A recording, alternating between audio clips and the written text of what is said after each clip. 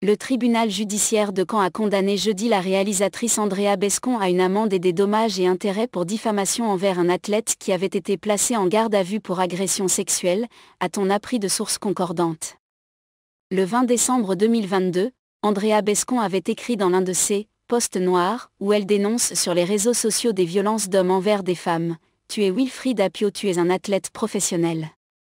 Tu es en garde à vue car tu es accusé d'agression sexuelle. On va pouvoir monter le club des athlètes violeurs. » Bescon va faire appel pour cette publication. L'autrice de la pièce, Les chatouilles ou la danse de la colère, a été condamnée à une amende de 2 000 € avec sursis, 1 500 € de dommages-intérêts et le remboursement des frais d'avocat, a précisé à l'AFP son avocate Marie Grimaud. Elle a affirmé qu'un appel serait interjeté dans les prochains jours.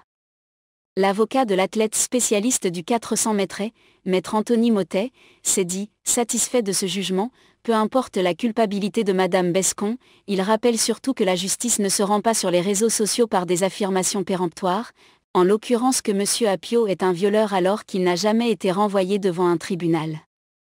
Une condamnation des postes noirs. Marie Grimaud comprend quant à elle cette décision, non pas comme une culpabilité de diffamation mais une condamnation des postes noirs de sa cliente. Les débats ont été très orientés sur sa personnalité, ses autres postes, sa vision de la justice. Il s'agit d'une leçon de morale sur l'excellence du travail que la justice peut faire, a-t-elle déclaré. En tant qu'avocate spécialisée, je suis choquée par le montant des dommages-intérêts de 1 500 €.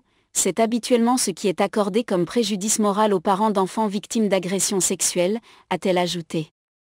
La plainte déposée fin juin 2022 par une athlète internationale qui visait Wilfried Apio, spécialiste du 400 mètres et espoir de médaille aux Jeux Olympiques de Paris en 2024, a été classée sans suite en juin 2023. La plaignante dénonçait des attouchements en septembre 2021 à l'Institut national du sport, de l'expertise et de la performance, INSEP, qui n'avait pas sanctionné M. Apio après une enquête interne. Celui-ci avait lui-même porté plainte après avoir été frappé au visage le 25 juin 2022 à Caen lors des championnats de France d'athlétisme par le frère de la plaignante.